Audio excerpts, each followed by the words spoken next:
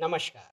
मैं हूं अभय श्रीवास्तव और आप देख रहे हैं आपका अपना YouTube channel talking story. Kashmir files film का एक डायलॉग है, सरकार किसी की भी हो, सिस्टम हमारा है।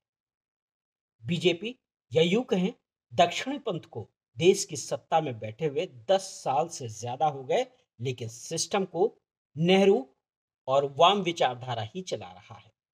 मतलब नैरेटिव के खेल में कहीं न कहीं दक्षिणपंथी पिछड़े हुए हैं और 2024 के चुनाव के बाद गांधी खानदान के सिस्टम को चुनौती देने का उत्साह, पैनापन, तत्परता और रचनात्मकता भी गायब दिख रही है। मसलन लाइव डिबेट में कांग्रेस प्रवक्ता रागिनी नायक ने पत्रकार रजत शर्मा पर गाली देने का आरोप लगाया और वीडियो एक्स पर पोस्ट किया। कोर्ट की सुनवाई में एक्स ने कहा है कि ये वीडियो एडिटेड नहीं है, फर्जी नहीं है। लेकिन कांग्रेस इकोसिस्टम ने ऑनलाइन क्या धक्का पेल मचा दिया कि रजत शर्मा हार गए, रागिनी नायक जीत गई। लेकिन सच्चाई क्या है भैया? ये जो वीडियो है, जो एक्स का बयान है कोर्ट में, वो ये है कि वीडियो फर्जी नहीं है, एडिटेड नहीं है। लेकिन क्या रजत शर्मा ने गाली बकी रागिनी नायक को? ये साबित नहीं हुआ है। वीडियो में रजत शर्मा होंठ हिलाते दिख रहे हैं। उनके मन से क्या उद्गार निकला था, ये फोरेंसिक जांच से ही पता लग सकता है।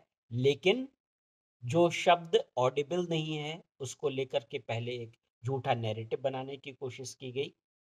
इसके बाद कोर्ट की सुनवाई के दौरान, जिसमें अभी कोर्ट ने अपना फैसला भी नहीं सुनाया है, उसमें एक प्रक्रिया के दौरान जब एक्स ने कहा कि वीडियो एडिटेड नहीं है, तो उसको लेकर के एक दूसरा ही नैरेटिव कि रागिनी जीत गई।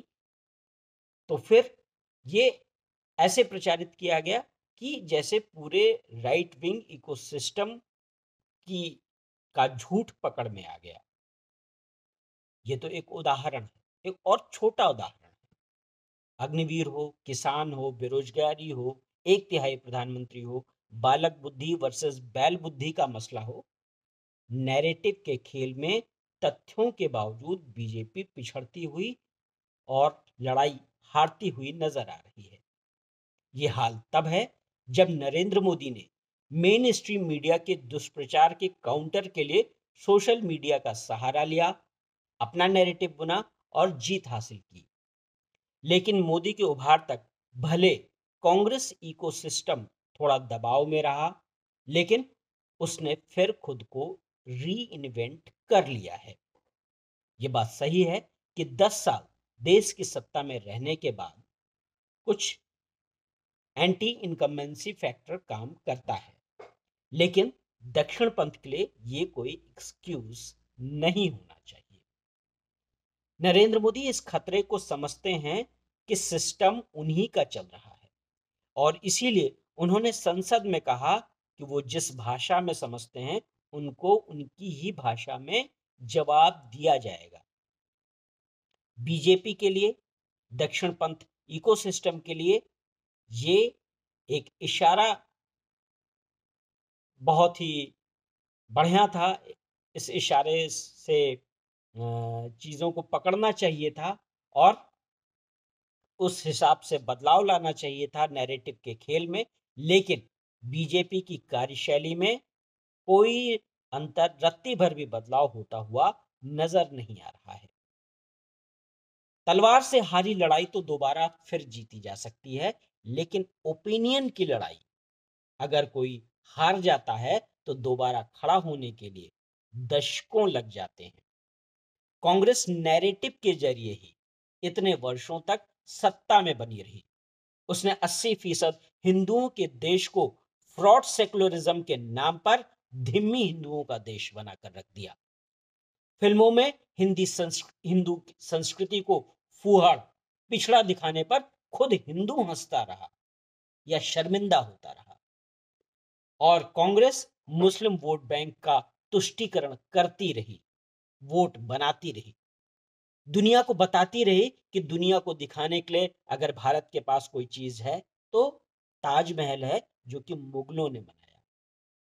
अकबर महान बनता रहा, औरंगजेब लुटियंस दिल्ली में जगह बनाता रहा, जबकि भारत की विरासत क्या है? भारत की विरासत है ज्ञान, विज्ञान, अनुसंधान, आध्यात्म। और ये चीजें भारत के कण कण में, तृण तृण में, भारत की मिट्टी में बिखरी हुई है, हमारी हवाओं में, हमारी फिजाओं में उसकी महक बिखरी हुई है। लेकिन इस चीज को छुपा कर, दबा कर, हटा कर रखा गया। मोदी ने 10 साल में भारत की संस्कृति को गौरवान्वित करने की कोशिश की और उसका पॉजिटिव, सकारात्मक बदलाव दिखा। मसलन अगर अब आप टीका लगा करके सार्वजनिक स्थल पर चले जाएं तो आप पर हंसने का साहस अब नहीं होगा, जबकि ये स्थिति पहले नहीं थी। पहले आप पिछड़े, रिग्रेसिव घोषित कर दिए जाते अगर आप हाथ में कलावा बांध लें, माथे पर टीका लगा लें, त्रिपुंड धारण कर लें, आपको हास्य का पात्र बनना पड़ सकता था। लेकिन इसमें अब बदलाव दिख रहा है। लेकिन अगर राजनीतिक मुद्दों पर कांग्रेस इकोसिस्टम के नैरेटिव को बीजेपी काउंटर नहीं कर पाती है, पिछड़ जाती है, और अगर कहीं देश की सत्ता मोदी के हाथ से फिसलती है तो पूरे दक्षिण पंथ इकोसिस्टम के लिए लौट के बुद्धू घर को आए जैसी स्थिति बन जाएगी।